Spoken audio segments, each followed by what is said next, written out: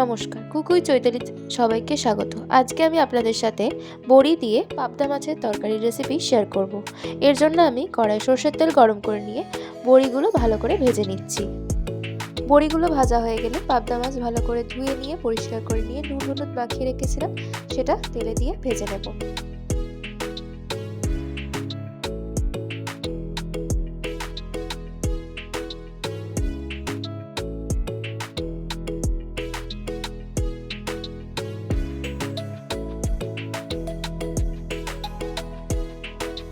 পাবদা মাছ আমরা সাধারণত সর্ষে বাটা দিয়ে ঝাল খাই। একবার এইভাবে বানিয়ে দেখুন, আশা করছি আপনাদের ভালো লাগবে।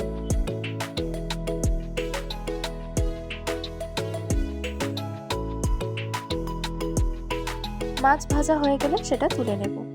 এবার ওই তেলের মধ্যেই লম্বা লম্বা করে কেটে রাখা আলু দিয়ে দেব।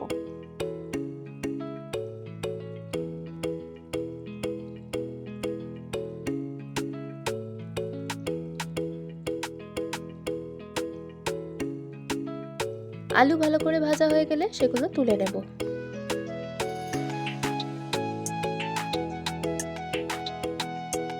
এবার ওই তেলের মধ্যে বেগুনগুলো দিয়ে ভালো করে ভেজে নেব। বেগুনটাও লম্বা লম্বা করেই কেটে নিতে হবে।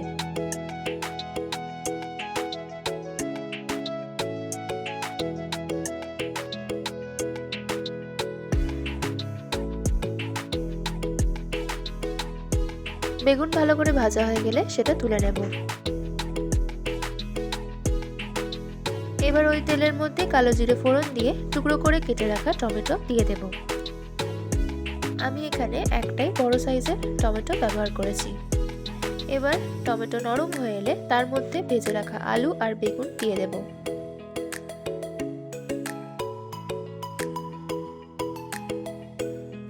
এবার এতে স্বাদ মতো লবণ, লঙ্কা গুঁড়ো আর হলুদ গুঁড়ো দিয়ে ভালো করে মিশিয়ে নেব।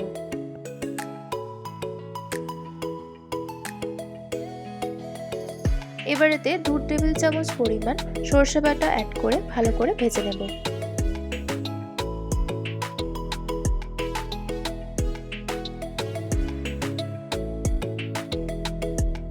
ভালো করে ভেজে নেওয়া হয়ে গেলে এতে পরিমাণ মতো জল দিয়ে দেব।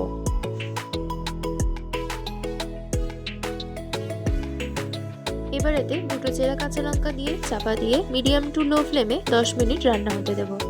10 মিনিট পর চাপা খুলে এর মধ্যে ভেজে রাখা মাছটা দিয়ে দেব। এই টাইমে দেখে নিতে হবে যে আলুগুলো সেদ্ধ হয়েছে কিনা। ভেজে রাখা মাছের সাথে ভেজে রাখা বড়িগুলো এতে অ্যাড করে দেব।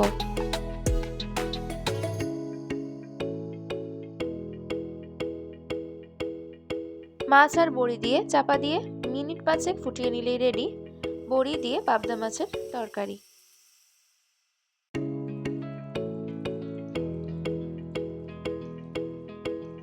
গরম গরম ভাতের সাথে সার্ভ করুন এই রেসিপিটা।